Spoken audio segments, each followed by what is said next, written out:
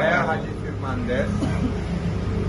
Saya sangat mengapresiasi pada hari ini saya diundang oleh teman-teman dari Solidaritas Pasar Mania Aceh. Spama. Disebut dengan Spama. Ini sebuah organisasi yang sangat luar biasa.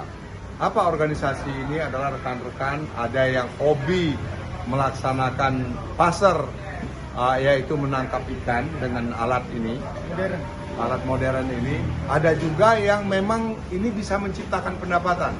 Jadi saya sangat apresiasi dan menghimbau kepada pimpinan daerah, baik itu pimpinan daerah terutama yang dinas pariwisata, dinas perikanan, baik di kabupaten maupun provinsi, Pak Wali Kota, Pak Bupati, dan seluruh dinas provinsi dan juga Pak Gubernur.